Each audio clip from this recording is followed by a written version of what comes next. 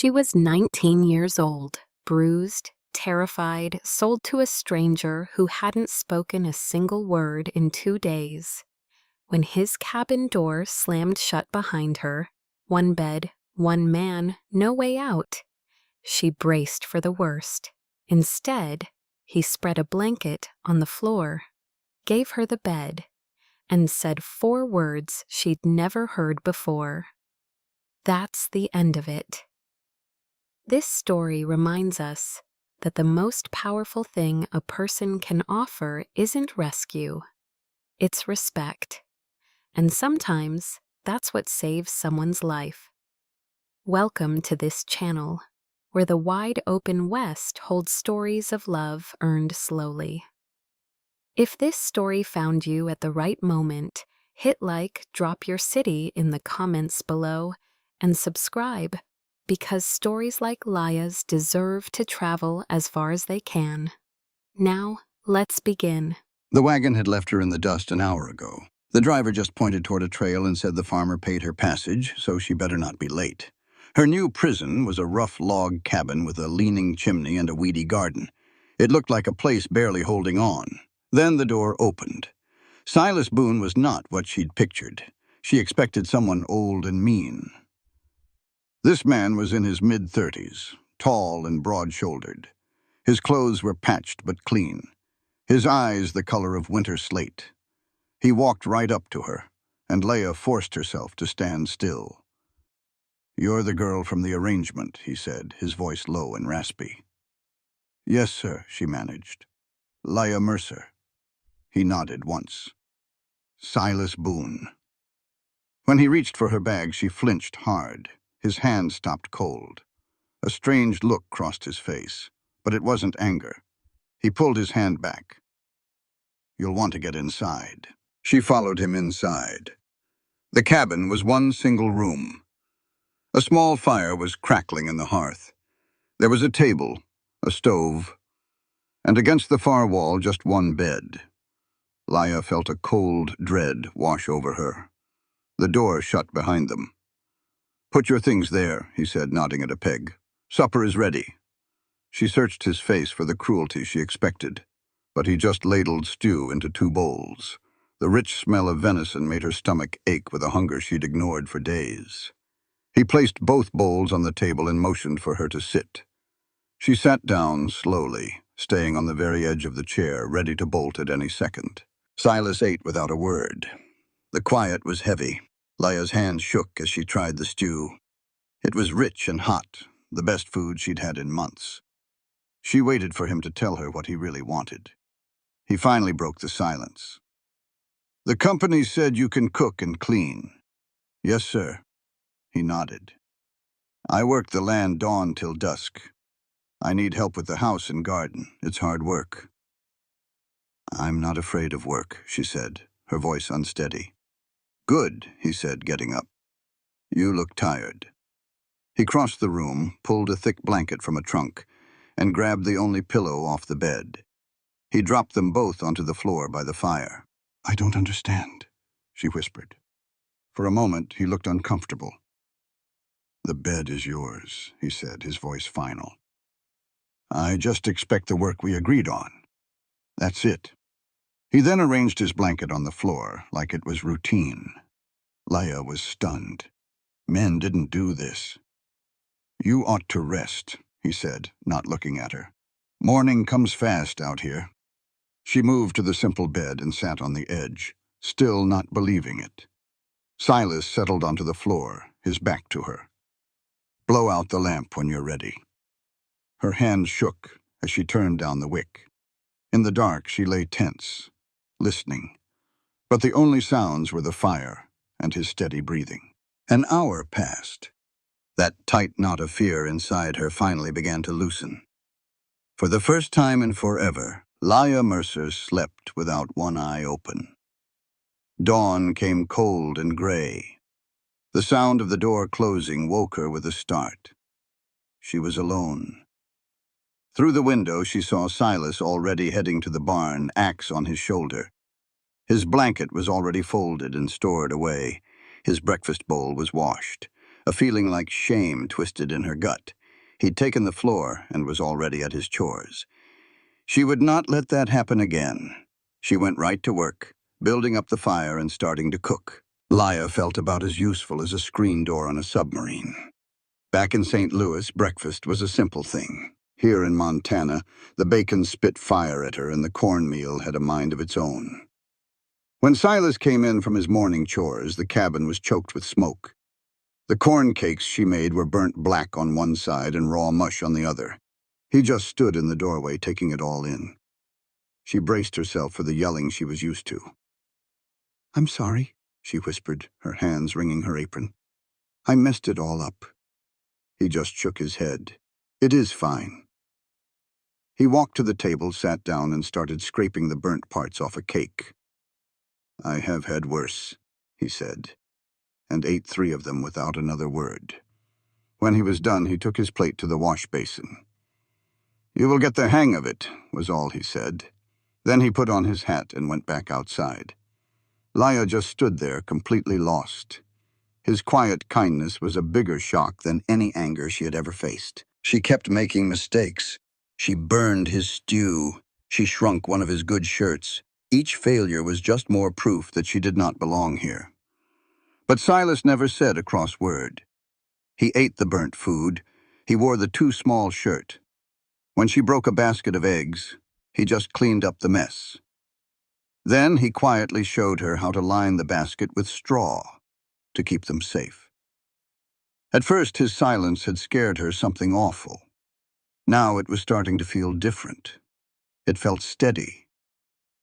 They did not talk much. He was not a man for idle chatter, and she had learned long ago that words just got you in trouble. But some evenings he would look out and say, "Snow is coming early," or "The creek is running low." These were not conversations. They were reports from his world, and she found herself listening for them. One night, while making a simple supper, she reached for the skillet without thinking. The hot iron seared her palm. The pain was like a lightning strike. She cried out, dropping the pan and clutching her hand to her chest. The cabin door banged open. Silas stood there, his eyes wide with alarm. He searched the room for danger, and then his gaze landed on her. "What happened?" he asked, his voice sharp. "It is nothing, I am fine," she stammered. He crossed the room in 3 long strides and gently took her wrist. The burn was already blistering, an angry red mark across her skin. His jaw set hard. "Stay here," he ordered. And then he was gone. He came right back with a bucket of cold water from the well. He guided her hand into it with a tenderness that stole her breath. "Keep it there," he said. While her hand soaked, he cleaned up the spilled beans. He grabbed a tin from a high shelf and returned with clean strips of cloth and a salve that smelled of herbs. "Let me see," he said. He carefully dried her hand and applied the salve. The cool relief was immediate and wonderful. He wrapped her palm in the cloth, tying it securely but not too tight. "That should help," he said. "Thank you," she whispered. He looked at her then, really looked, and she saw something in his eyes she had never seen before. Not for her. It was genuine concern. "You need to be more careful," he said, and his voice was rough with worry, not with anger. "I know. I am sorry. I ruined supper." His next words stunned her. "I do not give a damn about supper," he said, his voice hard. "I care that you are hurt." Laya could not find a single word to say. Silas cleared his throat, looking almost surprised at what he had said. "You should sit down," he told her, and turned away to save what was left of the meal. Later that night, as he settled on the floor, he hesitated. "Your hand," he asked. "Does it hurt much?" "It is better," she said. The salve helped. He nodded, looking like there was more he wanted to say but did not know how. From her bed, she watched the firelight dance across his strong jaw. "Mr. Boone?" she said quietly into the darkness. Silas, he corrected her softly. Just Silas. She took a breath. Silas, why did you send for me? The silence stretched on for a long time. This farm, he finally answered. It is too much for one person, and a house needs someone in it. Otherwise, it is just a building. You could have hired a farmhand, she pointed out. He shifted on his blanket. Maybe I did, he said. Maybe I was tired of talking to cattle and chickens. Maybe I wanted... He trailed off. Wanted what? Laya asked, surprised by her own courage. Someone to build something with, he said, so quiet she almost missed it. Not just work beside, build with. The words settled over her like a warm quilt. I do not know if I know how, she admitted. Neither do I, Silas said, but I figure we can learn. For the first time, Laya felt a small, fragile piece of hope take root in her heart. After that night, a quiet thaw began between them. It was not in the weather, but in the small kindnesses.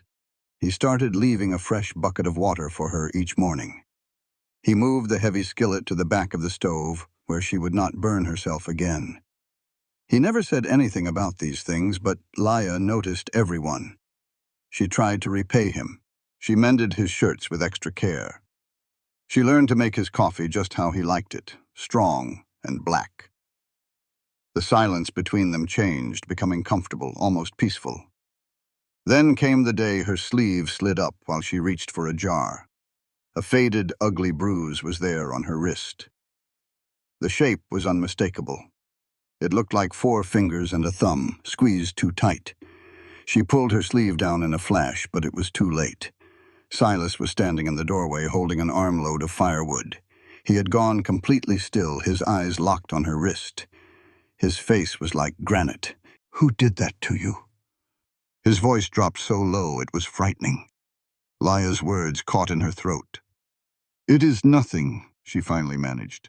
It is old, he shook his head. It matters to me. He set the firewood down with great care, as if his hands might act on their own. Did someone do you wrong before you got here? Shame washed over her, and she hugged herself tight. She refused to speak of it. She could see the battle in his eyes, his need to know fighting his decency. He finally took a step back. All right then, he said. But nobody will ever harm you again, not while I draw breath. You understand? She could only nod. He turned to stack the wood, but she saw the fury in the set of his shoulders.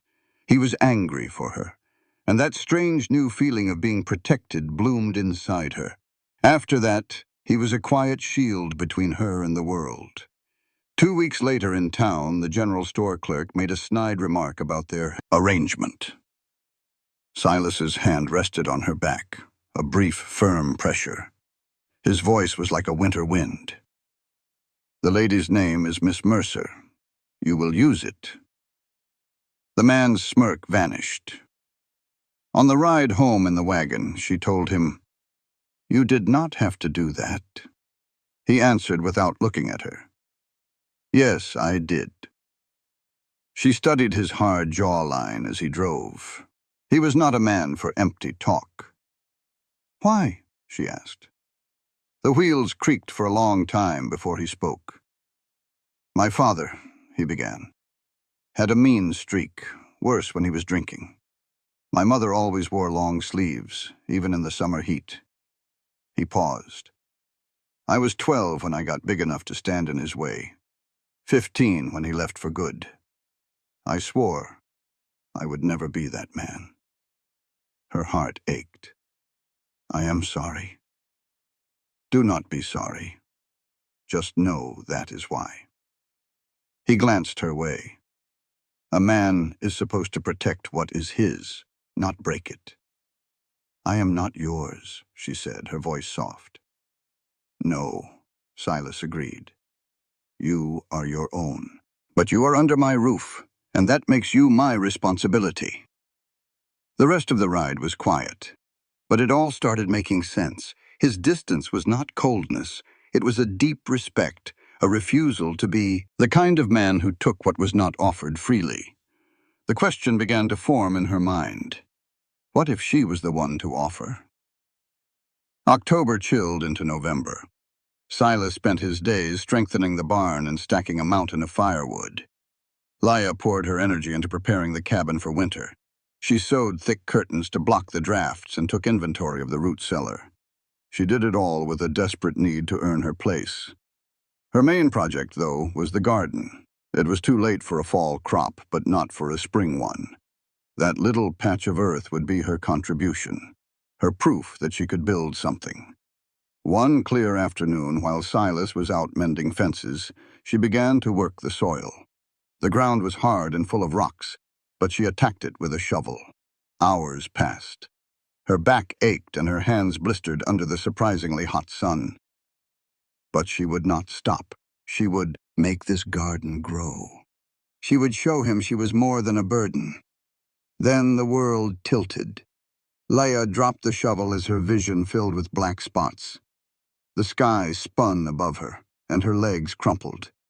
The last thing she knew was the hard Texas dirt rushing up to meet her. She woke in the dark, a cool cloth on her forehead. "Easy now," Silas's voice rumbled, thick with worry. "Do not try to get up." She was in her bed with no memory of the journey. "What happened?" she whispered. "You collapsed. I found you out in the garden." His face was tight with concern. "You have heat exhaustion. Why were you out there so long without a hat or any water?" His words were sharp, but his hands were gentle. "I was planting," she said, tears starting to form. "I wanted to prove—" "Prove what?" he demanded. "That you can work yourself into the grave? That is not help." He stopped, taking a deep breath to calm himself. His voice was softer when he spoke again. "You do not have to prove anything. Not to me." But her entire life had been about proving she deserved to exist. He must have seen the doubt in her eyes. He sighed and ran a hand through his hair. "Listen to me," he said. "I do not know who made you think you have to earn basic kindness, but that is not how it works here." He leaned forward, his eyes intense. "You belong here simply because you are here. That is the only reason you need." That was all it took. The tears came, hot and shameful. She turned her face away, but he gently turned it back. "Do not hide from me," he said softly. With those words, the walls she had built inside her cracked and fell, and this quiet, decent man sat with her while she wept. When she was finished, he brought her water. Then he took a seat in the chair beside her bed and stayed there, a silent guardian, until she fell into a deep sleep. She woke once in the middle of the night and saw him still there, sleeping in the chair. He was standing guard, not against a fever, but against the cruelty of a world that had taught her to fear. The rhythm of his breathing pulled her back to sleep. In the morning, she felt stronger. The fragile trust between them felt stronger too. Silas kept her in bed for the next 2 days, and she hated it. Not the rest, but the feeling of being useless while he did everything. He cooked, he cleaned, he tended the animals, and he checked on her every few hours. "I can get up," she insisted on the second day when he brought her soup. "I feel better." "You look like a stiff wind would blow you over," Silas replied. "Another day of rest will not hurt you." "I might die of boredom," she muttered. A faint smile touched his lips. "You could read. There are books on that shelf." She glanced at the worn volumes. "I did not take you for a reading man." "My mother taught me," he said. "She told me a man who cannot read is at the mercy of any man who can. I am not one for fancy stories, but I do like to know how things work." Have you ever been so beaten down that even a helping hand felt like another cage? That was Leah, cornered by kindness and fighting to stand on her own 2 feet. This is about what real strength looks like, so listen close. Silas offered her a few books. One was about plants, which he figured might help with that project she was so bent on. Leah gave a weak smile. "I was not trying to end things," she said. Could have fooled me, he muttered, turning to go. Eat that soup, all of it. I will be checking. And he would. She knew Silas Boone was a man of his word. The soup was good, full of vegetables and salt pork. She ate it all and picked up the book. The pages were soft, with notes written in the margins by a woman's hand, likely his mother's. On the third day, she could not take it anymore. When Silas went to fix the barn roof, she stood up on shaky legs. The dizziness was gone. She was tired of being helpless. She had just made it to the wash basin when he caught her. "What in the world do you think you are doing?" His voice was sharp with worry. "I am washing my face. Is that allowed, or do I need your permission?"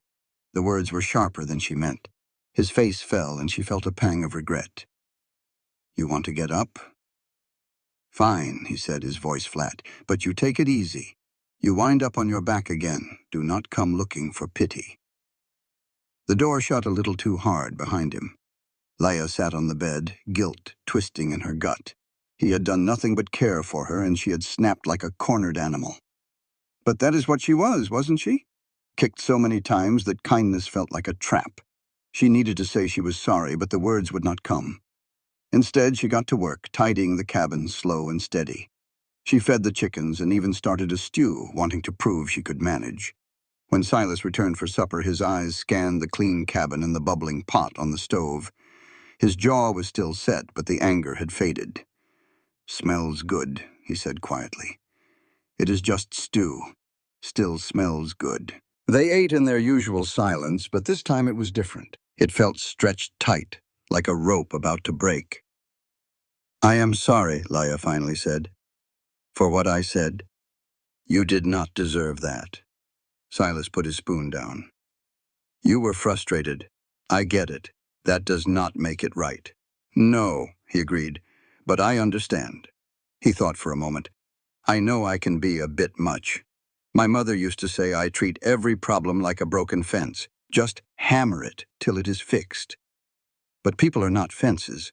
"No," Leia said softly. "They are not.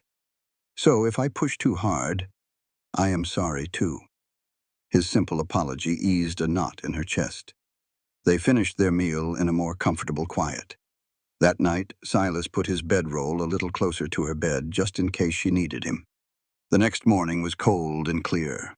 Leia felt her strength had mostly returned. She got up and started the fire. By the time Silas came in from the barn, she had coffee and cornmeal mush ready. He paused in the doorway, a hint of surprise on his face. His expression seemed to change when he saw her working. "You look better," he said. She poured mush into the bowls. "I feel better." "Good," Silas replied. "But you need to promise me one thing." Leia grew stiff. "What is that?" "You don't work yourself to dust again. If you need help, you have to ask for it. Deal?" It was not a command, but a genuine question. He was giving her the choice to look after herself. "Deal," she agreed. In the weeks that followed, they found a new routine. Leia managed the house, but she did it at a pace that worked. She learned the old iron stove and started making good, hearty bread. Her biscuits finally started looking like food instead of stones. She even figured out the chickens were not so bad after all. Once she started acting like she belonged, they settled right down. Gathering eggs became a simple, satisfying chore. Silas, in his quiet way, started showing her how to do things. He taught her the right way to split wood so it broke clean. He showed her how to sharpen a knife on the stone with a steady rhythm. He explained what every tool in the barn was for, never wasting a word. "This here is a draw knife," he would say, holding the tool up. "You pull it toward you." Or maybe, "This is a froe and mallet. For splitting shingles. You hit it right here." Leia took it all in, eager for the kind of knowledge she never had before. Back in St. Louis, she knew how to serve and be invisible. Here, she was learning how to survive. One afternoon, a rider came up the trail. Leia gripped her broom handle tight. Strange men always meant trouble. But Silas walked out of the barn, calm as you please. "That's just Henry Kayfax," he told her, standing nearby. "He's a good man. Lives about 3 miles east." The rider, an older fellow with a gray beard, swung down from his horse. "Silas, Lord, this cold gets in my back something fierce." "Henry." Silas shook his hand. "What brings you out this way?" "Just wanted to see how you were holding up before the snow flies for good. And I heard you had a new face around the place." "This is Leah Mercer," Silas said. "Leah, meet Henry Kfax." "Ma'am," Henry said, tipping his hat. "It's a pleasure." "Likewise," Leah said, but she did not let go of her broom. Henry must have noticed she was uneasy because he turned right back to Silas. "You need anything from town before the pass closes up?" "We're all set," Silas said. "Stocked up last month." "Good to hear." Henry stayed for a cup of coffee, talking about cattle and the weather. Then he tipped his hat and rode off. As he disappeared, Leah finally took a full breath. "You okay?" Silas asked. "Fine," she said. "I'm just not used to visitors." "Henry is one of the good ones, but listen, if anyone ever makes you feel uncomfortable, you tell me. I do not care who it is." Leah nodded, tucking that promise away. She was learning that Silas Boone was a man of his word. December came in hard. Snow fell, covering everything in a quiet blanket of white. The cold was bitter. Silas worked long hours with the animals, breaking ice so they could drink. Leah kept the cabin warm and the food hot, and she found a certain peace in the work. It felt good to have a warm meal waiting when Silas came in from the biting wind, his face red and his beard full of snow. He would stomp his boots clean and hang his coat, then sit with a nod that spoke volumes. One night he was sitting by the fire, flexing his stiff fingers. Leah saw him wince. "Let me see your hands," she said, kneeling by his chair. He paused, then held them out. They were raw and cracked from the cold and hard work. "You should have told me," she said softly. She fetched the tin of salve he had used on her and took his right hand. She gently worked the ointment into his skin. Silas sat perfectly still, just watching her face. "You do not have to do that," he said, his voice low. "You did it for me," she answered without looking up. "It is only fair." She finished with his right hand and started on his left. His hands were calloused and strong, the hands of a man who worked without end. But she felt a steadiness in them that made her feel safe, something she had not felt in a long, long time. When she was done, she looked up, and he was watching her with an expression she did not recognize. It was warm and careful. "Thank you," he said. "You are welcome." She put the salve away, her own hands shaking just a little. That moment felt like they had crossed some unseen line. She had touched him, and he had let her. That night, Leah realized she had stopped checking if the door was locked. She had stopped sleeping in her clothes, waiting for disaster. She trusted him. The thought should have scared her. Instead, it felt like a warm quilt settling over her. The week before Christmas, Silas brought in a surprise. It was a small pine tree, its branches still white with snow.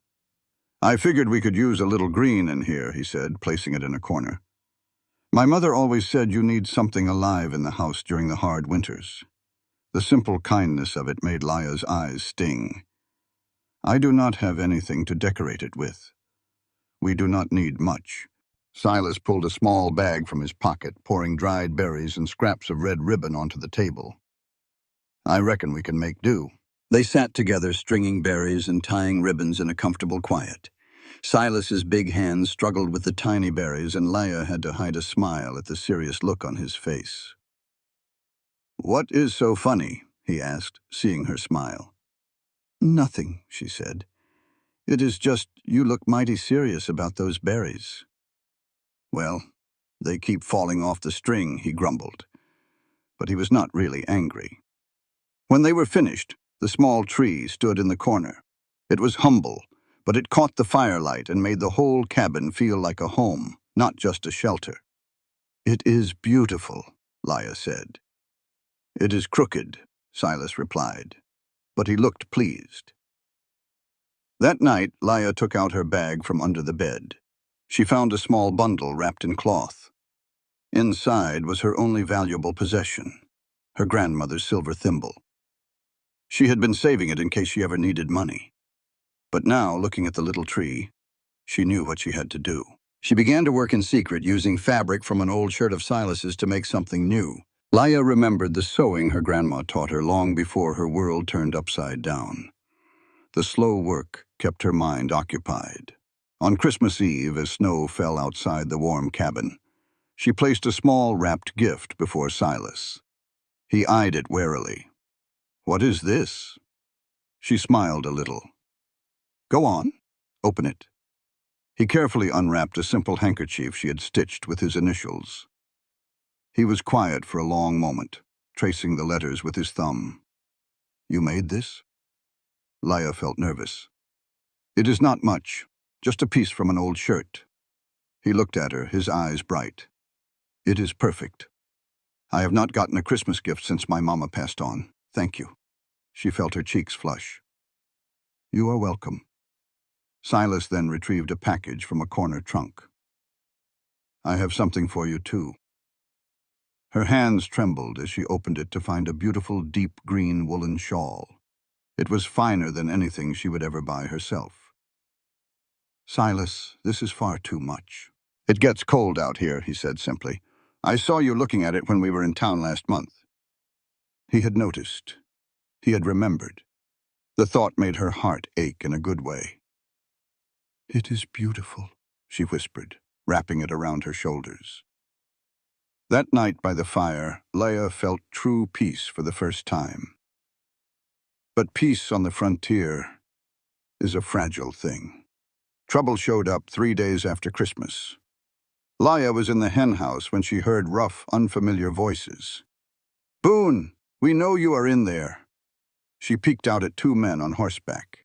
They were not friendly visitors. They had hard faces and mean eyes. Silas came out of the barn looking relaxed, but his eyes were sharp. "What do you want, Garrett?" The bigger man, Garrett, gave a cold grin. "Heard you got a woman. We came to see." Silas's voice was like stone. "You have seen. Now you can leave." The other man, who had a scar, leaned forward. "Now hold on, no need to be unfriendly." "We just want to meet the lady," the scarred man said. "She's fine, you are leaving," Silas repeated. Garrett ignored him. "Heard she came from one of them arrangement companies. A woman that desperate gets lonely." The ugly suggestion made Leia feel ill. Silas's voice was flat and cold. "Get off my property." "Or what?" the scarred man sneered. "I will do what needs doing," Silas said, and his tone made both men shift in their saddles. "This is your only warning.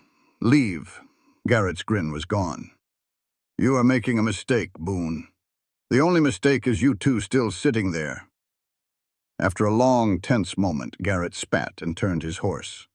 "Let us go." But as they rode off, the scarred man looked back, his eyes finding the hen house where Leia hid. She shrank back, her heart pounding. When she came out, Silas was watching them go. "They are gone," he said. "Who are they?" she asked. "Drifters," he said, his face grim. "The kind that cause trouble. Garrett has been run out of 2 towns. The other fella, Cutter, is worse. They prey on people who cannot fight back." "Will they return?" "Maybe," Silas said, his jaw tight. "If they do, they will be sorry." That night, Silas did not make his bed. He sat in a chair by the door, his rifle across his lap. "You should sleep," Leia told him. "I will sleep when I know they are gone for good." She could not sleep either, with him standing guard like that. She woke in the middle of the night and saw he was still there, watching. And beneath her fear, she felt something else grow. He was protecting her, not out of duty, but because he had given his word that she would be safe. And Silas Boone was a man who kept his promises. "I do not like this," Leia said a few mornings later. "Treating me like I am made of glass." Silas looked at her. "I am treating you like someone worth protecting. There is a difference." He paused. "I know you can take care of yourself, but you should not have to, not alone." After he left for his chores, she locked the door as he had asked. She sat by the window with the small revolver he had given her on her lap and waited. The next 3 days were filled with a heavy silence. The tension grew tighter with every quiet hour. Silas worked, but he was different. He no longer whistled. He checked the property line 2 times each morning and again at sunset. His rifle was always within reach, and every night he sat in that chair watching. His face was drawn with exhaustion. On the 4th morning, Leah had enough. "You cannot keep this up," she said. "You have not slept in days." "I am fine," he said. "No, you are not. Those men are probably 50 miles from here." Silas's voice was flat. "Drifters circle back, like coyotes. They test you, then they return when your guard is down." "So what is the plan? To sit in that chair all winter?" He looked up, and the fire in his eyes startled her. "If that is what it takes," he explained. "Men like them, they like to break things. Break people. A woman out here, especially from a company. Well, some men see that as an invitation." A chill ran down Leah's spine. She knew he was right. "I know what kind of men they are," she said quietly. He studied her face and his expression softened. "Then you know why I cannot let my guard down. You cannot protect me if you are dead on your feet." She stepped right in his path, making him meet her gaze. "We will take turns. You get some sleep during the day, and I will keep watch. You can take over at night. Leah, I can handle a firearm." She cut him off. "You gave me this revolver, and you showed me how to use it. I am not some helpless child, and I am tired of you acting like I am." The muscle in his jaw jumped. "That is not what I am doing." "Then what is it?" "I am trying to keep you safe." The words came out of him, sharp and rough. "I am the one who brought you to this place. You are my responsibility. If anything were to happen to you because I let my guard down for 1 single minute." He stopped, running a hand through his hair. "I cannot let that happen." The raw feeling in his voice silenced her. This was not just about some duty. This was personal. This was pure fear. "Nothing is going to happen to me," Leah said, her voice now softer. "But something bad will happen to you if you keep this up. Then what would I do?" That finally broke through his wall of exhaustion. She saw the logic click in his mind. He sank back into the chair, closing his eyes. "All right," he finally said.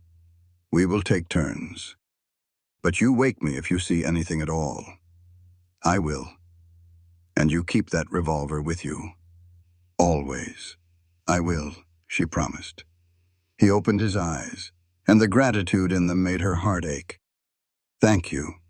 "Go sleep," Leah said. "I will wake you in 4 hours." He just nodded. He stood up, swaying just a bit. She thought for a second he might try to argue again. Instead, he walked to the bed and collapsed, still fully clothed down to his boots. In minutes, his breathing evened out into a deep, heavy sleep. Leah settled into the chair by the door. She held the revolver in her lap and watched the winter sun brighten the sky past the frosty glass. The world outside was quiet and white and beautiful. It was hard to imagine that danger could hide in something that looked so peaceful. But she had learned a long time ago that danger has many faces. Sometimes it comes loud and fast. Other times it is quiet and patient, just waiting for its moment. She would not let it get them here. Not this man who had only ever shown her kindness. Not this fragile trust they were building. The hours crawled by. Leah kept one eye on the window and the other on Silas, watching his chest rise and fall.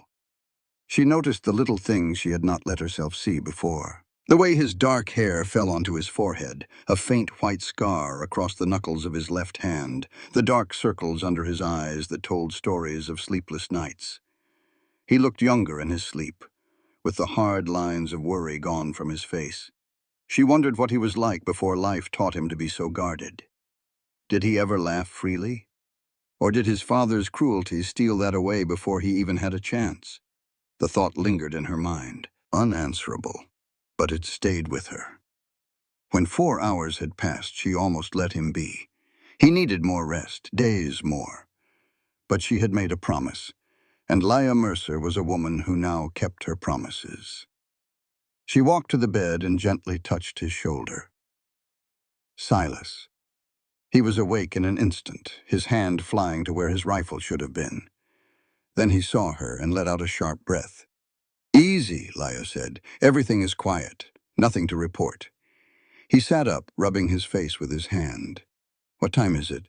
"A little past noon. You slept 4 hours, just like I promised. Feels like I just shut my eyes." But his voice was already stronger, the heavy fog of exhaustion starting to lift. "There is some stew left on the stove. You ought to eat." They switched places. Silas moved to the window as Leah warmed up the stew. They ate without talking, but it was a new kind of quiet. It was easier now, as if they had crossed a line and become partners. That night, after Silas took watch and Leah went to bed, she lay awake. She listened to him moving about the cabin, the soft creak of the chair, the quiet click of him checking the rifle. She felt safer with him there, a guardian between her and the darkness. But she also felt something else, something warm and a little scary that was completely new to her. She was starting to care about Silas Boone, not as her protector, but as a man whose pain she felt. She cared if he was safe. The thought should have scared her. Instead, it felt like a heavy, warm quilt pulling her into sleep. A week went by, and then another. January blew in with a bitter cold that piled snow high against the cabin walls. Their whole world shrank to the circle of light from the fire and the daily tasks of staying alive. Silas and Leah learned to move around each other easily, their daily habits fitting together perfectly. The threat of Garrett and Cutter began to feel like a distant noise, not gone, but far enough away to let them breathe. Leah even found herself enjoying the work. She no longer saw it as a way to prove her worth, but as her part of their partnership. When she baked bread, it was not to avoid being punished. It was because Silas needed to eat, and she wanted him to have something good. When she mended his shirt, it was not a duty. It was an act of care. That difference meant more than she ever thought it would. One afternoon, while Silas was outside breaking ice for the cattle, Leah decided to work on the garden plan again. This time, she was not desperate or frantic. She was methodical. She laid the plant book on the kitchen table and studied it. She made notes on what to plant in the spring, how to get the soil ready, and which herbs would grow in Montana. She was so focused that she did not hear Silas come back inside until he spoke. "Planning something." Leah jumped. "I thought you were with the cattle. I finished up early." He came to stand next to her and looked down at the book. "What are you working on?" "The garden. I want to make sure I do it right this time." She showed him her notes. "I was thinking potatoes over here since they are tough, and beans, because they put nitrogen back in the soil for other plants. This part is about medicinal herbs that could be useful. Yarrow for cuts, feverfew for headaches, chamomile for—" She stopped herself, realizing she was rambling. But when she glanced up, Silas was smiling, a real smile that changed his whole face. "What?" she asked. "Nothing. It is just that you are excited about this. It is good to see." Leah felt her face get warm. "It is only a garden." "It is your garden," Silas corrected her. "Your project. That makes it more than just a garden." His words touched something soft inside her. "You really think we can make this work?" "I think if anyone can get food to grow from this stubborn ground, it is you." He paused for a moment. "You are tougher than you give yourself credit for, Leah Mercer." She wanted to argue and list all her faults, but the solid belief in his voice stopped her. He truly believed she was strong. Maybe, she thought, just maybe she could try to believe it too. That night, the wind began to howl. Snow hammered against the windows and snaked through every tiny crack in the walls, sending cold drafts across the floor. The fire roared, but its warmth was losing the fight against the bone-deep chill. Leah huddled under the quilt, her teeth chattering. She heard Silas feed the fire and move about, sealing any drafts. The bed sank a little as he sat on its edge. "Are you doing okay?" he asked. "Just cold?" He was quiet. The temperature was plummeting toward 20 below. Laya understood his silence. At that temperature, a fire might not be enough. Folks had frozen right in their beds out here. "You should take the bed," she said. "I am fine by the fire, Silas. The bed is warmer. You stay put." She sat up, her annoyance battling the shivers. "This is just plain silly. The bed is plenty big for 2 grown folks. We can share it." She hesitated, the words catching in her throat. Silas's face was hard to read in the dim light. "Without it meaning a thing," Leia finished softly. "I trust you. You have earned my trust. So please, stop sleeping on the floor and just share the bed." The silence between them felt tight as a fiddle string. "Are you certain?" Silas finally asked, his voice low. "I am certain." He stood, banked the fire for the night, took off his boots, and lay down on top of the covers, keeping a respectable distance. He kept his back to her, his body stiff. "You ought to get under the quilt," Leia said. "You will freeze solid otherwise." "I am fine." "You are not fine. You are being stubborn." She tugged at the covers. "Get under. I mean it." He reluctantly shifted and pulled the quilt over him, maintaining a clear space between them. Leia lay in the dark, aware of his presence. She could hear his steady breathing and feel the warmth from his body, so near yet separate.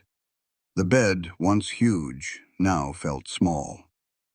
"Thank you," Silas said into the darkness, "for trust in me." "Thank you for being a man worth trusting," Leia whispered back. Outside, the wind howled as the temperature dropped, but in the cabin, they were warm and safe. Leia closed her eyes, and for the first time in a long while, she did not sleep alone. Morning arrived, gray and bitter. Silas was already up tending the fire. The spot where he lay beside her still held a faint warmth. Something had changed between them in the night. She felt it in his glances as he made coffee, and in her own careful movements. They had crossed a line, a necessary one, but it mattered. Over breakfast, Silas cleared his throat. "About last night." "It is fine," Leia said. "It was just practical." "Right. Practical." But he did not seem convinced. They did not speak of it again. But the next night, Silas did not hesitate to get in the bed, nor the night after. It became their new normal. They shared the space like brother and sister, never touching. But Leia slept better than she had in ages. She told herself it was nothing. She was lying. A couple of weeks later, Henry Koufax appeared, his horse plowing through snow up to its knees. "Roads are finally clear enough," he hollered. "Came to see you had not frozen." "We are managing," Silas said. Henry came inside, stomping snow from his boots. His gaze swept the room and settled on Leia with a knowing look. "Miss Mercer, you are looking well." "Thank you, Mr. Koufax. Please call me Henry." He took the coffee Silas offered. "I came with a warning. Garrett and Cutter were seen near Miller's Creek about 3 days ago." Leia's hands froze. Silas's face turned hard as stone. "What were they up to?" he asked. "Stirring up trouble at the saloon. The sheriff ran them off, but they headed east." Henry paused. "Toward your place. How many days back?" 3. "They might have passed on by. Or they might still be out there." Henry's look was grim. "Watch your back, Silas. Those two are meaner than rattlesnakes." After Henry was gone, the old tension returned. Silas checked his rifle, counted his rounds, and reinforced the door. He moved with a sharp control, but Leia saw the worry underneath. "Maybe they already passed by," she said. "Maybe." But he did not sound like he believed it. That night he stayed in the chair by the door, the rifle across his lap, watching the darkness. Leia lay awake for a long time before sleep finally took her. The sound of horses woke her up. At first she thought it was a dream. Then she heard it again. The crunch of hooves, the jingle of gear, and low, rough voices close by. Her heart hammered her ribs. She saw Silas already on his feet, rifle ready, his face unmoving. "Stay in the bed," he whispered. "Do not make a peep." A fist slammed on the door, making Leia flinch. "Boone, we know you are in there," Garrett's drunken voice called. "Come on out and be friendly." Silas stayed quiet, peering through a crack in the shutters. We just want to talk, Cutter added, his tone mocking. About that sweet little arrangement you have got. Laya felt sick. We were thinking, Garrett went on, a woman like that must get lonely. She might want some variety. Crude laughter followed. Leia covered her mouth, fighting back sickness. Silas's knuckles were white on the rifle.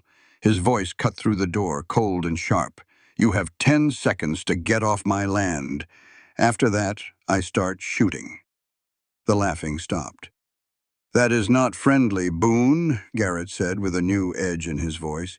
10, Silas counted. 9. Are you threatening us? 8. 7. You cannot watch her forever, Cutter yelled. 6. Leia heard them moving outside, the horses shifting. This is not over, Garrett snarled. 4. 3. We will be back, Boone. The rifle shot split the night. Leia jumped, her ears ringing. She heard shouting and the thunder of horses taking off into the dark. Silas stood at the window, smoke curling from the rifle barrel. Did you hit them?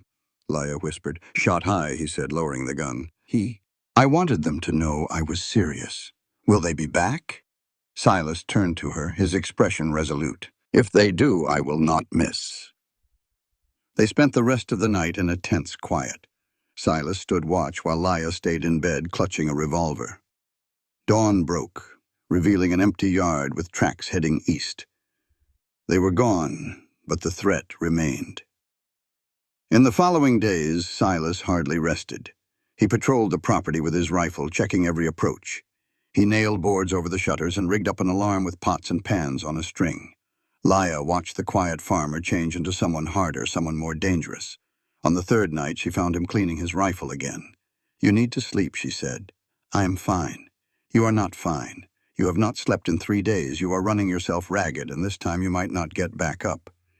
They threatened you, he said flatly. They said they would be back for you. I know what they said. Then you know why I cannot let my guard down. Leia knelt in front of him, making him look at her. Listen to me. You have done everything you can.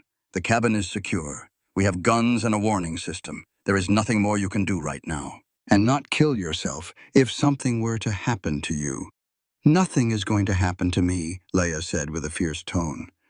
Because you are here. You are careful. You are the strongest, most stubborn man I have ever known. If anyone can keep us safe, it is you. Silas just stared at her.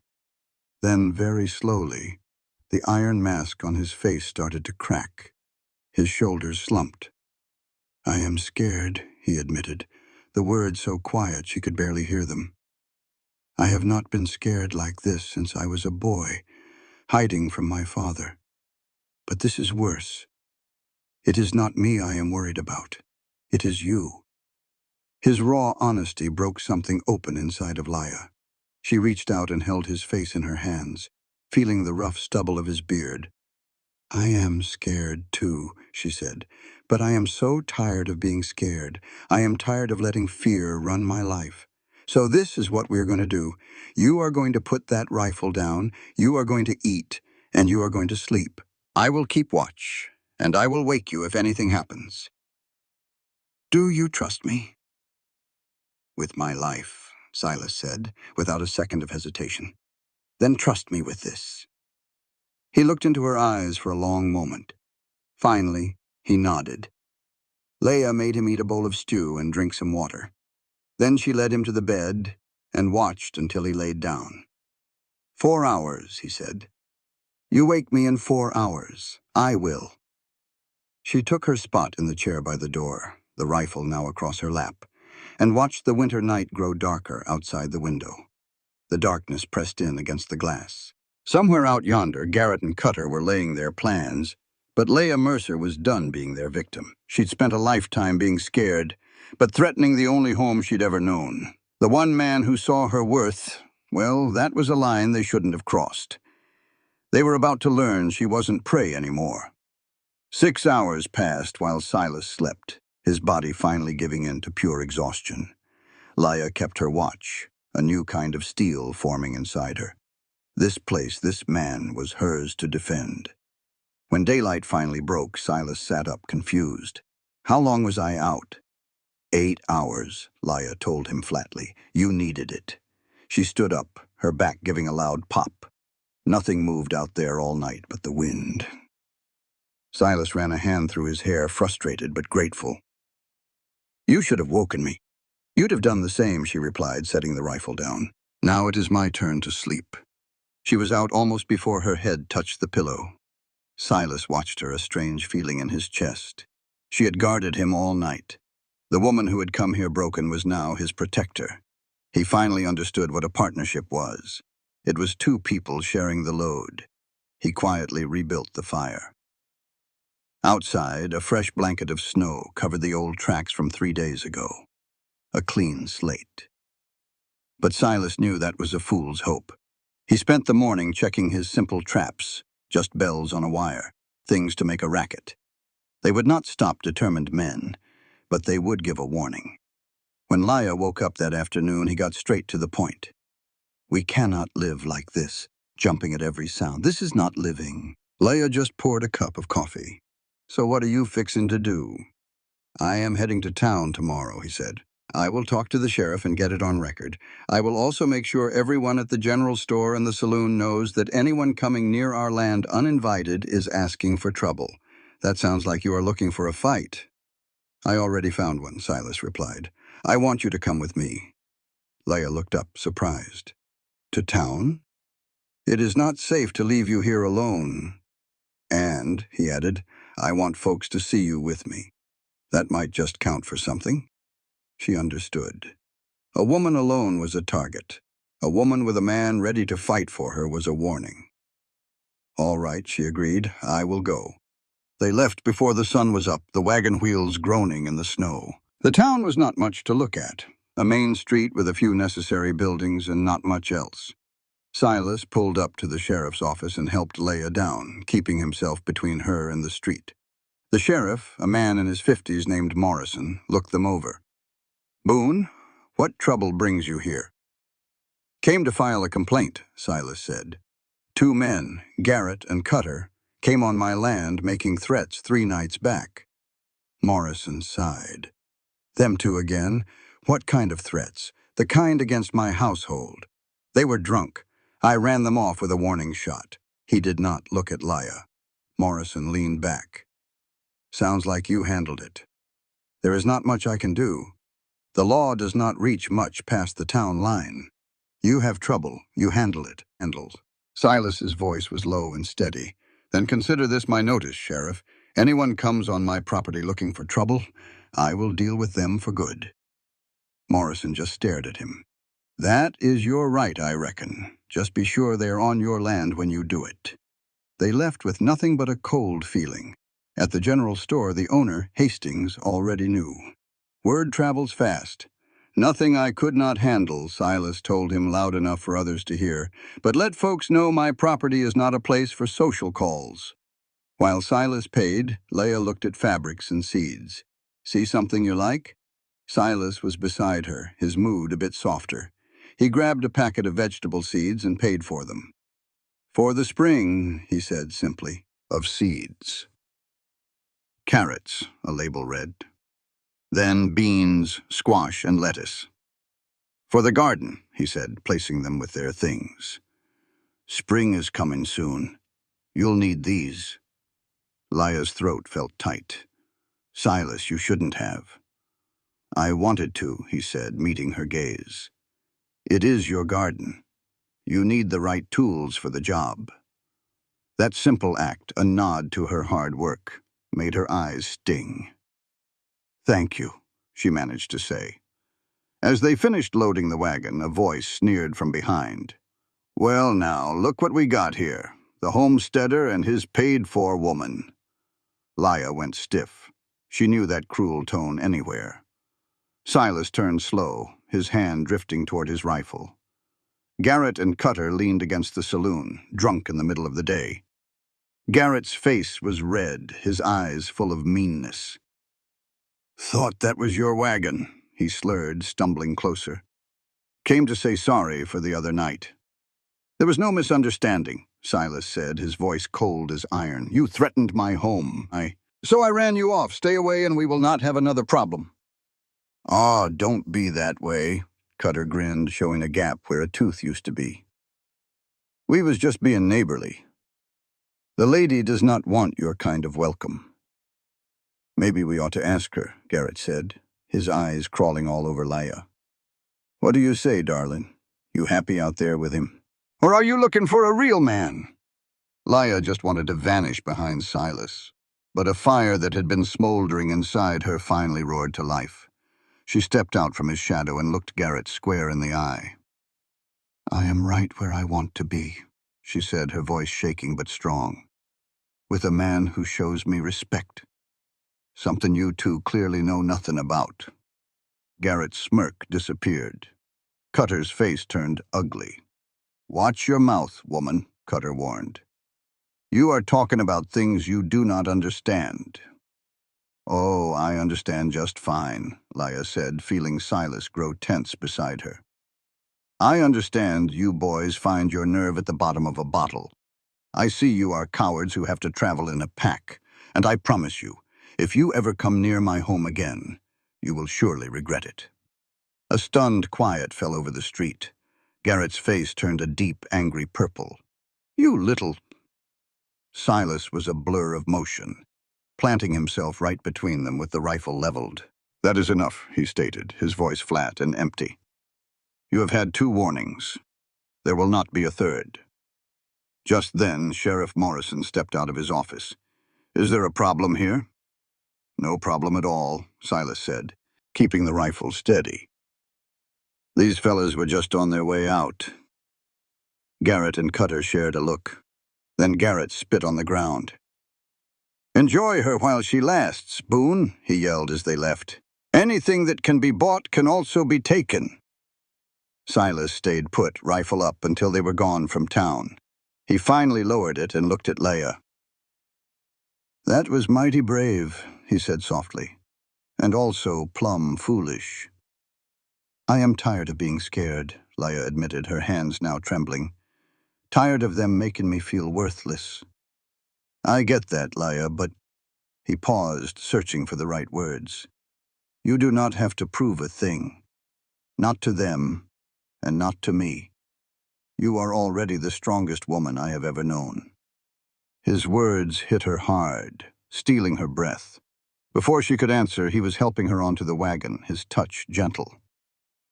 The ride back to the farm was quiet, but Leia's thoughts were loud. She had spoken up, found her own voice, and Silas had not been angry. He had been proud. That feeling was like a warm sunrise inside her. The trip home seemed longer as fresh snow began to fall. By the time they arrived, it was nearly dark and getting colder. Silas saw to the horses, while Leia brought the supplies inside. They fell into their easy rhythm, working without a word. But things felt different. The fight in town had changed something between them. They were partners, building a life worth defending. After they ate, Silas cleaned his rifle at the table as Leia washed up. The silence was heavy with things that needed to be said. I meant it, Leia finally spoke. Back in town. This is right where I want to be. Silas stopped his work. Even with all this trouble? She dried her hands and faced him. All my life I felt like I was nobody, just taking up air. But out here, she motioned around the small cabin, out here I matter. I have a place. You always mattered, Silas said, his voice rough. You just needed someone to see it for what it was. You saw it. I saw you, he corrected. He put the rifle down and stood up, moving to stand right in front of her. Not a contract. Not some woman I paid for. I saw Leia Mercer, tougher than a $2 steak and braver than anyone I know, the woman who burns my bread, cusses the chickens, and makes me laugh without even trying. The one who stood guard all night, just so I could rest. Each word was a gift. I make you laugh? A small smile touched his lips. When you are not looking, yeah. I have never once heard you laugh. I am out of practice, he said, his face turning serious again. My whole life, I was taught to be careful, With my words, with my heart. I figured if I was careful enough, nothing bad could get to me. But you, he shook his head slowly, you make me want to stop being so dang careful. Leia's heart was pounding in her chest. What are you trying to say, Silas? I am saying I care for you more than I should. And when those men threatened you, I would have put them in the ground without a second thought. I do not want you here because of some piece of paper. I want you here because I cannot picture this place without you in it. The truth of it all hung between them, honest and a little bit scary. I care about you too, Leia whispered. I tried my best not to, but I do. Silas reached out, slow and deliberate, and cupped her cheek with his rough hand. His thumb stroked her skin. I will not hurt you, he promised. I swear it. I know. She knew it was true, deep in her bones. I trust you. He leaned in and touched his forehead to hers. They just stood there for a spell, closer than ever, crossing a line they both understood without saying a word. Then Silas pulled away. It is late. We should get some sleep. Leia just nodded. Getting ready for bed felt different tonight. When they laid down on their separate sides, the space between them felt like a mile-wide canyon. Leia could hear every breath he took. Leia? His voice was soft in the dark. Yeah? Are you all right with what I said? I am more than all right, she answered, then paused. Are you? Terrified, he admitted. But yeah, I am all right. She smiled in the dark. Good. For the first time in a long while, she fell into a deep and peaceful sleep. The next morning was bright and cold. Leia woke up to find Silas at the window staring out. What is it? She asked, sitting up. Snow stopped in the night. There are tracks. Someone was out here. Her heart went cold. Garrett and Cutter. I do not know yet, he said, grabbing his rifle. He stopped dead at the door. Stay inside and bar this door. He was gone before she could argue. Leia grabbed the revolver and watched from the window. Silas moved across the yard, rifle at the ready. He followed fresh tracks that led straight to the barn. He was inside for a long time. When he came out, his face was like stone. Leia unbarred the door, her hands trembling. Someone was in the barn last night, he said. They just looked around, did not take a thing. They are letting us know they can get to us, Leia whispered. Yes, they are trying to scare us. And I am done with it, he said, his voice hard. I am done waiting for them. What are you going to do? I am going to end this, for good. She was not scared by his words. She felt safe, because she knew Silas Boone was a man who kept his promises. Model. That night, they did not sleep. They sat by the fire, guns nearby, and waited. The storm they were expecting came just before midnight. The sharp rattle of alarm bells around the property shattered the quiet. Silas was on his feet in an instant, rifle in hand. They are here. Leia grabbed the revolver, her heart pounding but her hands steady. How many? Can't tell yet. He peered out the window into the dark. Stay away from the door. The bells stopped. Then slow footsteps on the porch. Boone! It was Garrett's mean, slurred voice. Come on out. Let's settle this. Silas said nothing. We know you're in there with that woman of yours. Maybe we will join you. Get warm. Get to know the lady. Leia felt sick with fear, but she kept her wits. They were trying to make Silas reckless. Silas, she whispered, do not let them get to you. He glanced at her, his eyes cold as ice. I am not. I am just deciding where to put the first bullet. A crash came from the side of the cabin, then another from the back. They were circling, looking for a way in. Last chance, Boone, Garrett yelled. Come out, or we are coming in. Silas walked to the door and shouted back, his voice hard and clear. You are on my land making threats. I have the right to defend it. You have one chance to leave. Take it. A harsh laugh was his answer. That is not how this works. We want what you have. This farm, your supplies, and that pretty thing you are keeping. You can hand it over or we can take it. It is all the same to us. Silas gripped his rifle, weighing his options. Silas, she said quietly, what are we going to do? He looked at her for a long moment. Then he made up his mind. We fight. The words hung in the air like a promise. Leia held the revolver tight, her palms slick with sweat. Outside, Garrett and Cutter crunched through the snow, testing the cabin for a weak spot. Silas moved to the corner and began stuffing his pockets with extra cartridges. He was calm, like he was getting ready for a normal day's work, not a deadly fight. Listen close, he said. I'm going to open that door and step out. Porch, they'll draw on me, and that's your chance. Silas, what chance? You can't just... You'll stay at that window with the pistol. If one of them tries a window or the back door while I'm out front, you shoot. No warning. You just shoot. Understand? Leia could hardly speak. I can't let you. This ain't up for debate. This is my choice. He finally looked her in the eye, his gaze all fire and tenderness. This is my home, my responsibility. He paused, then said, and you're mine to keep safe. I won't fail you, not while I'm still breathing.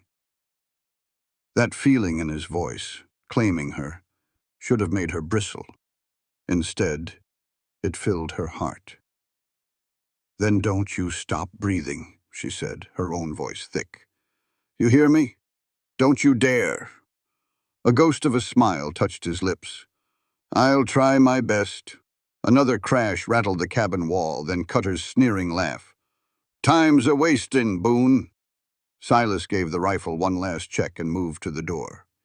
He turned back to her. If something happens to me, don't. You listen. You bar this door. You don't open it for nobody but Henry Carfax or Sheriff Morrison. You fire to make noise. Someone will come. Silas, promise me. She wanted to fight him, but his eyes demanded truth, not some easy lie. I promise, she whispered. He gave a single nod, then lifted the bar and stepped into the cold night. The chill was sharp, but Silas paid it no mind. He only saw the two figures moving in the dark. Garrett stood by the cabin's corner holding a rifle.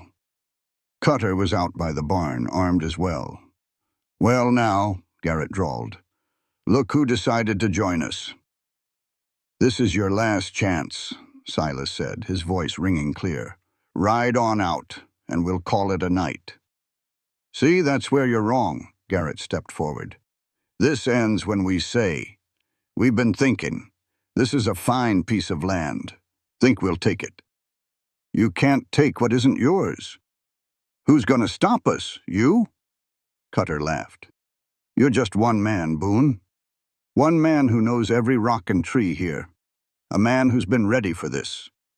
Silas spoke low and steady. He measured the distance. 30 feet to Garrett, 45 to Cutter, both armed, both drunk. You really want to die for a piece of ground that'll never belong to you? Big talk for a man who's outnumbered, Garrett said, raising his rifle just enough to make a point. Now, here's what's gonna happen. You're gonna set down that rifle. Then you'll go inside, get your money, and bring that woman out. We take what we want.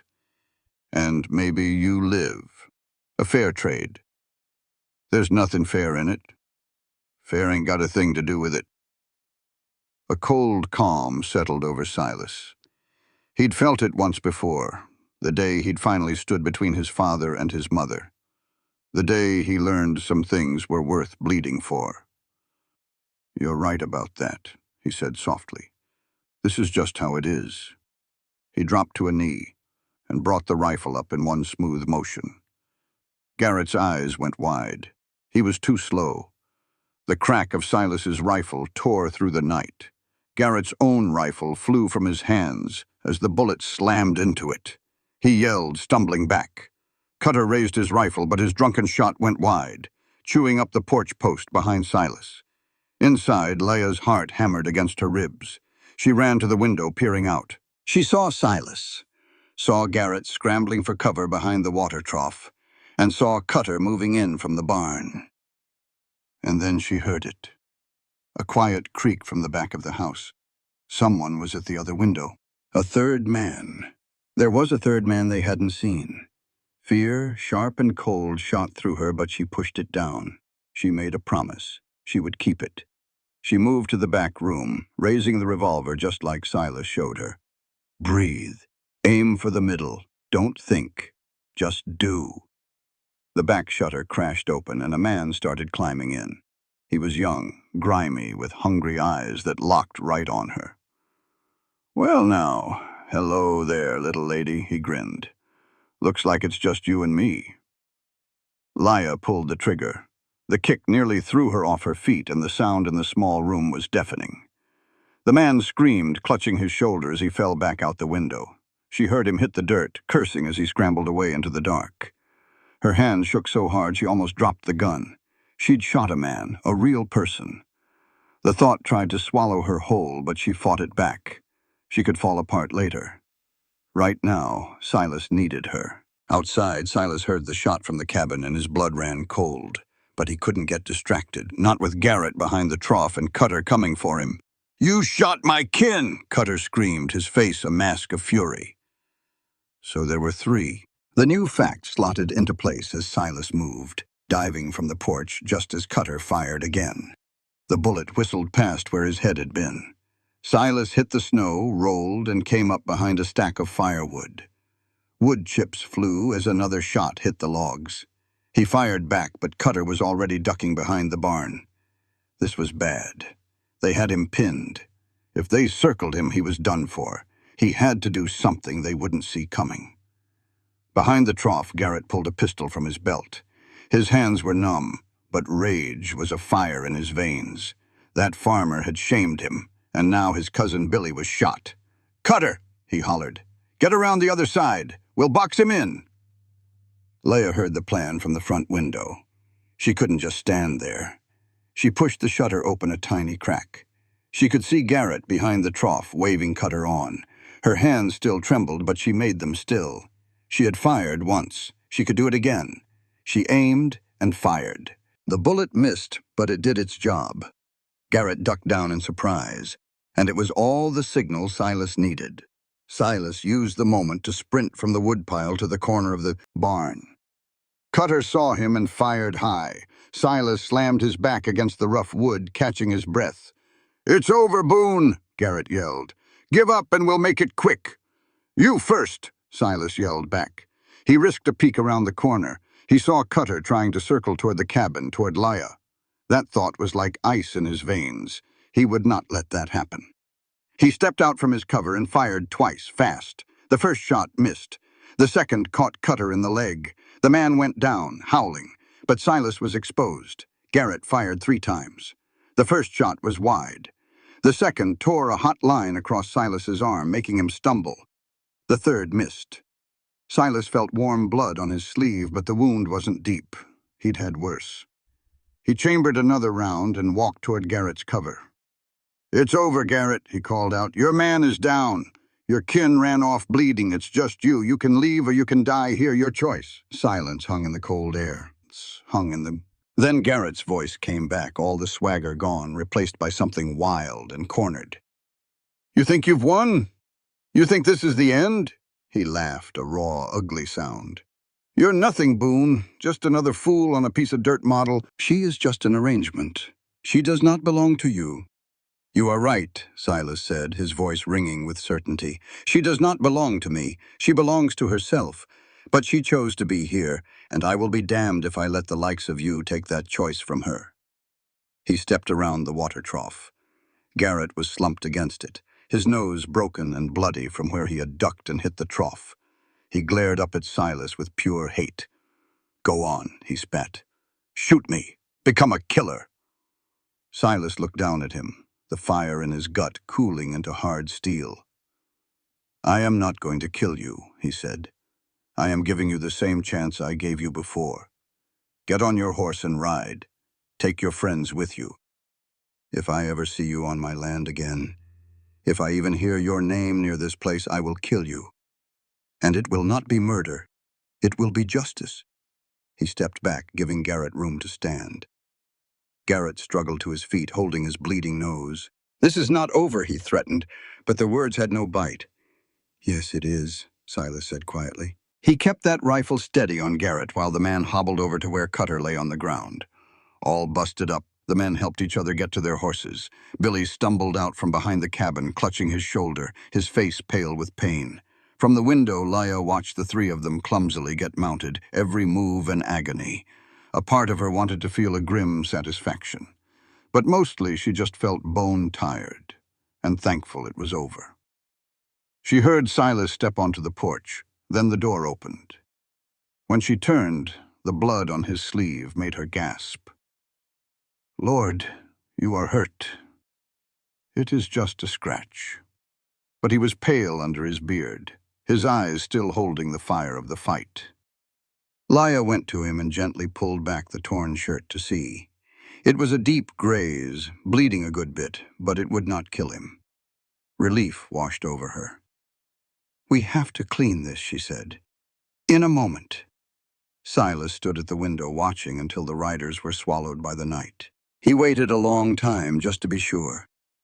Finally, he looked at Leah. "Are you all right?" "I heard a shot in here." "There was another one." He tried the back window. She took a breath. "I shot him." A look of hard pride crossed his face. "Is he gone for good?" "No." "In the shoulder." "He ran." "Good."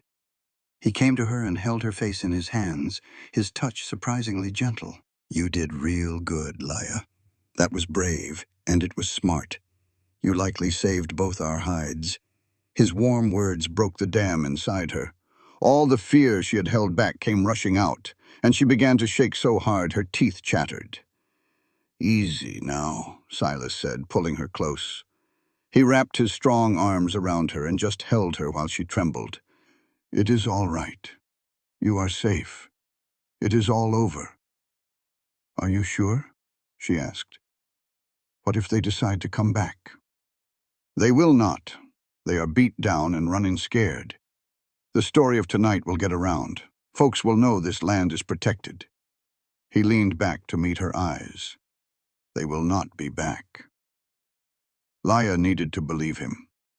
She looked in his eyes and saw he was absolutely certain. "Okay," she whispered. They stood there for a spell, holding on to each other as the fire crackled and the fight drained out of them. Then Leah remembered his arm and pulled away. "Sit," she told him. "Let me see to that arm." Her hands were steady as she worked, cleaning the wound with warm water and binding it with clean strips of cloth. Silas sat quiet, watching her with a look she could not quite figure out. "There," she said, tying the bandage. "That should heal up fine if you do not get foolish with it." "I will try my best to avoid foolish things," Silas said, a hint of a smile in his voice. Leah started to turn, but he caught her wrist. "Wait." She looked at him, and the heat in his gray eyes stole her breath. "I meant what I said out there," he said softly, "about you choosing to be here." He seemed to wrestle with his next words. "But I need you to know. If this life is not for you, I will not stop you. I know how you came to be here. But you are free, Leah. You always were. You can walk away whenever you want." His offer was so honest it made her throat ache. He was giving her a real choice, with no strings attached. "What if I do not want to go?" she asked, her voice barely a whisper. A flicker of something crossed his face, maybe hope. "Then I would want you to stay. Not because of some deal, but as—" He trailed off, looking for the words. "As what?" she prompted, her heart pounding. "As my partner," Silas said at last. "My equal. Someone to build this life with, not just live in it." He took a shaky breath. as someone I care for more than I ever have before." The words hung in the air between them, simple and true.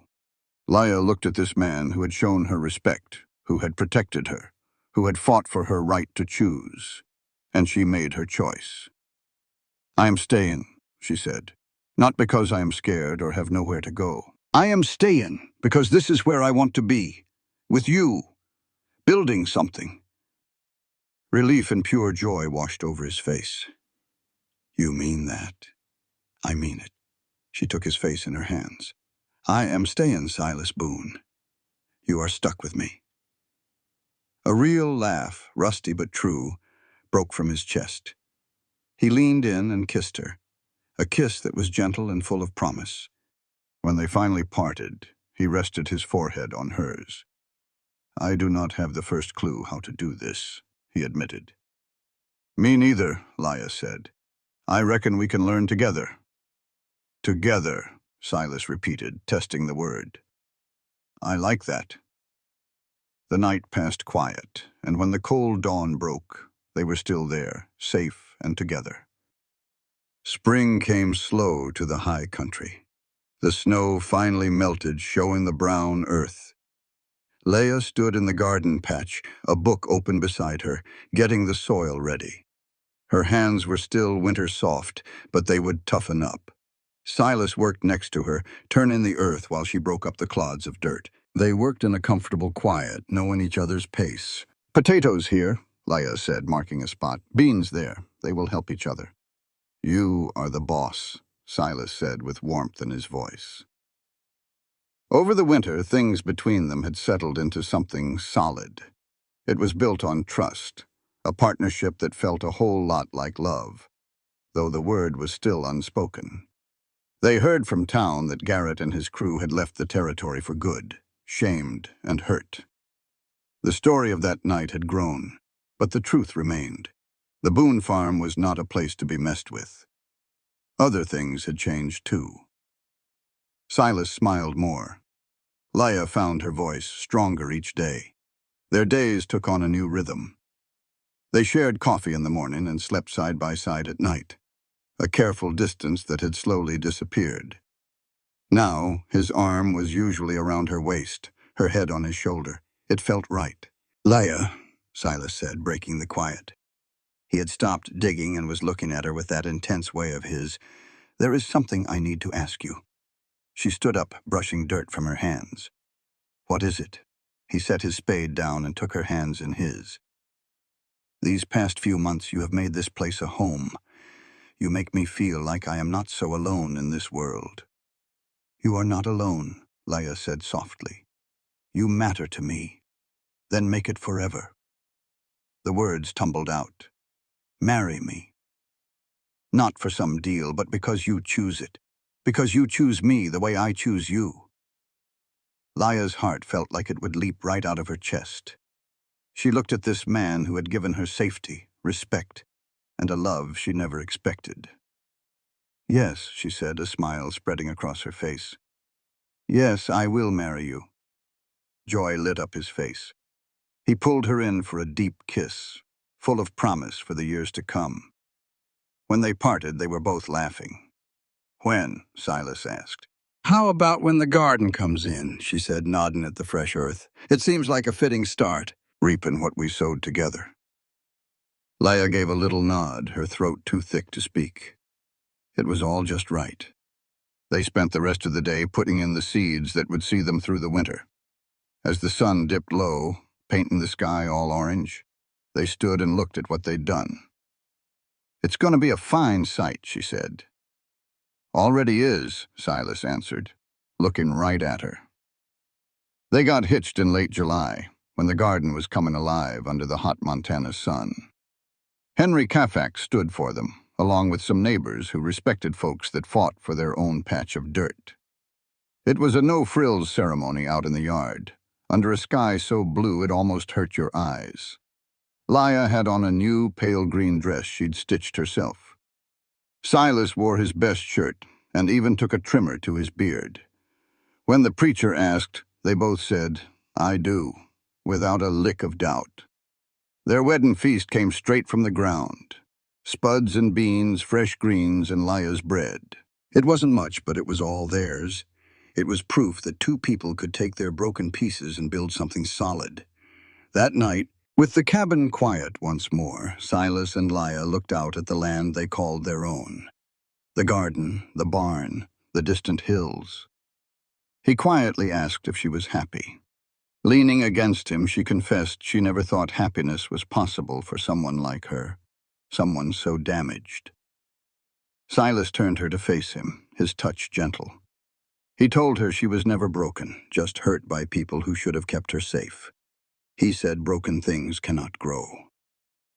Then he pointed to the thriving life they had built together. Good, healing tears fell as she corrected him, saying they grew it together. He pulled her close as the summer night settled in. The world outside remained a tough place, but in his arms, she was home. In that small circle of light, two wounded people found their home, not in a place, but in each other. Leah Mercer Boone had arrived a frightened woman, only to find safety and a powerful love with a patient farmer.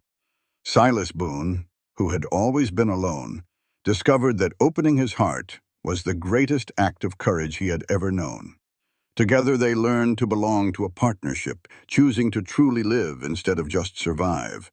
The harsh Montana winter would surely return, bringing new troubles. But they would face whatever came, just as they had faced everything else. As Lia stood in her husband's embrace watching the stars appear, she knew that was more than enough. It was everything. This content was carefully researched, developed, and manually edited by our team to deliver meaningful stories with valuable life lessons. Every narrative is crafted to entertain, inspire, and empower our audience. We believe that great stories can change lives, and we are committed to bringing you content that matters. Thank you for being part of our community.